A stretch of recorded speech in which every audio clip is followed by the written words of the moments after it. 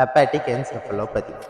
வணக்கம் friends, welcome to நவின்ஸ்மெண்ட். இந்த வீடியோவில் நம்ம எதை பற்றி பார்க்க போகிறோம்னா, லிவர் ஃபெயிலியர்னால பிரெயினில் என்னென்ன சிவியர் கண்டிஷன்ஸ் வரப்போகுது அப்படிங்கிறத இதை பற்றி பார்க்க போகிறோம். Hepatic encephalopathy. நம்ம உடம்புல லிவர்னு சொல்லிட்டு ஒரு ஆர்கன் இருக்கும். அவனோட வேலை என்னன்னா, பிளட்டில் இருக்க அம்மோனியாவை வெளியே பிரித்து எடுப்பான். ஏன்னா அம்மோனியா ரொம்ப டாக்ஸிக் நம்ம உடம்புக்கு. ஸோ அவன் ஃபெயிலியர் ஆகிட்டான், லிவர் செரோசிஸ் அப்படின்ற ஒரு விஷயம் நடந்துச்சுன்னா, லிவர்லேருந்து ஒழுங்காக அம்மோனியா பிரித்து எடுக்க முடியாது. பிளட்லேருந்து டைரெக்டாக பிரெயின் அஃபெக்ட் பண்ணுறதுனால சில கேசஸ்லாம் நடக்கும். இப்போ ஹெப்பாட்டிக் என்செஃபலோபதி அப்படின்றதோட சிம்டம்ஸை பற்றி பார்ப்போம். சிம்டம்ஸ் என்னென்னு பார்த்தீங்கன்னா, ஃபஸ்ட்டு ஸ்டார்டிங் ஸ்டேஜில் அவ்வளோக்கெல்லாம் தெரியாது.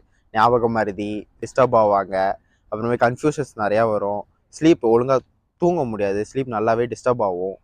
ஆனால் இதுவே அட்வான்ஸ் ஸ்டேஜ் போயிடுச்சுன்னு வச்சுக்கோங்களேன், அவங்க எங்கே இருக்காங்கன்றதே அவங்க மறந்துடுவாங்க.